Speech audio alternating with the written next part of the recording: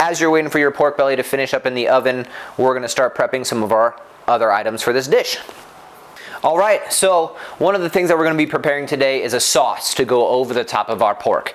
Now, this sauce is a reduction sauce. It's not a cream sauce. It's not emulsified. So what we're going to do is we're going to have it on the stove top in the back while we're preparing everything else.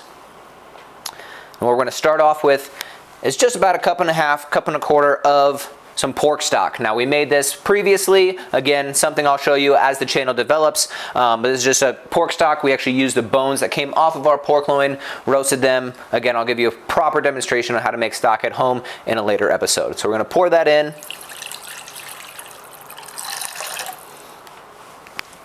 And this isn't called Reckless Chefing for nothing. Boom, boom, boom, boom, Jägermeister. Now, obviously, we're showing Jägermeister just as a little bit of fun, and because I have the apron for it.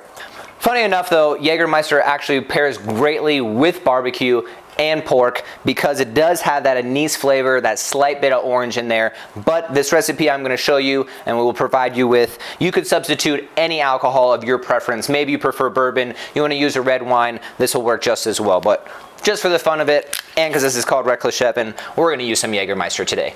Go back into that same measuring cup that I used before. We're going to add maybe about a quarter cup of that because it can be quite intense. Now I'll show you, if you wanted to use red wine or bourbon, you would actually probably put those into the saucepan first, get those reducing into almost like a syrup before adding your stock. In this sense, it's not going to matter much, and I'll show you why. So a little bit of quarter cup, maybe a little bit more.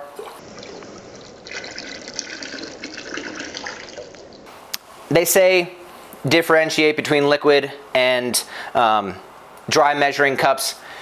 In all truth, it's not going to matter much. While you're cooking at home, you can use the same liquid and dry measuring cup for the exact same purposes. You're going to want to wipe it out in between so you don't have anything dry sticking to your measuring cups. But in this sense, we already put some in the sauce. Now we're going to need some for me. Woo! Reckless chefing. All right, so in our sauce, we have a little bit of our pork stock. We have our Jägermeister. Again, substitute whatever alcohol you might prefer. Now what we're going to do is we're going to add a little bit of brown sugar. Now, trick of the trade that I've learned over the years, everybody loves sugar. We love sweetness. Our bodies kind of, it helps us release serotonin, things that we enjoy, reminiscent of, something that you might have had in your past. Everybody likes sugar, whether they like to admit it or not. Now, if you're on a diet or you're not consuming sugar or anything like that right now, you can just substitute this out and just let your sauce reduce for a little bit longer. But the addition of something such as brown sugar is my preference. We just put a tablespoon in there. The addition of sugar is going to help it thicken up a little bit. We're going to give us more of that syrupy texture, consistency, and also that nice sheen over the top when we go to pour it as well. So I just added a little bit, about a tablespoon, maybe a little bit more. For fun, why not? I like sugar. I'm not going to say that I don't. Also, brown sugar might also happen to be one of the ingredients in the secret spice blend. That's 2 ingredients I've given you now. We have Jägermeister, we have pork stock, we have brown sugar, a lot of sweetness going on. We want to add a little bit of savory. Easy way to do that, throw in a bay leaf. If they're small, or you miss the pot, throw in 2 bay leaves. We're going to let that reduce. Also, for a little bit more savory action, black peppercorns. Straight up black peppercorn. If you, have cracked black pepper, which I certainly do, but I like, my preference is a whole black peppercorn. You can add a little bit more because it's not as intense. I'm going to add a handful, a pinch. This might be about a tablespoon, half tablespoon or so.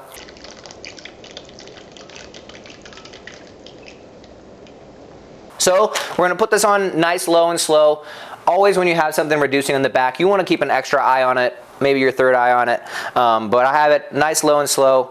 You can see we got maybe about 2 cups in there right now. We're going to let that reduce by about 2/3 or until it starts to turn into a nice syrupy consistency.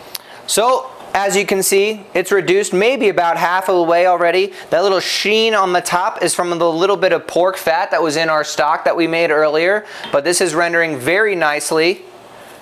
Give it a little swirl. It'll pull that extra caramelization and flavor off of the sides of the pan. See how nicely that cleaned the sides of the pan up right there? This is reducing nicely. We're going to let it continue about another half of the way down. All right, so we pulled our pork out, our rice is done, our puree is done, and our sauce now has hit the consistency, and this is the best way to tell. See those bubbles as I swirl it? They come rising up off the top, almost stick to the side if you would, almost like that nice caramel texture, that caramel consistency. We have reduced about 2/3. Again, yep, there, look at those bubbles right there. Nice carameliness. It's gonna create great plate presentation, slight bit of sweetness, good savory to it. It's gonna be great with this pork, folks, I'm telling you, especially with that light, crisp slaw that we're gonna put on top as well. Woo! Bam! Jägermeister. Now something, if you do like this sauce, something you can do to elevate it a little bit is put a little fresh orange zest in there at the end. Like I said, Jägermeister has that natural orange and anise flavors going on in already. Look at that consistency. Perfect, almost syrup-like. If you want, easier way would be to put this through a strainer, but I'm just gonna dip my spoon right on the edge just to avoid some of those peppercorns. And now just a little bit, as I said, this is a very nice, rich, savory, slightly sweet sauce. So we don't want to overload, but ba-ba-bam, ba-ba-bam, ba-ba-bam. Little separation, that nice darkness, and then look how that sets up on our plate there. Those nice, lovely droplets, almost like some maple syrup going on. Sprinkle it around your plate, just a little extra element.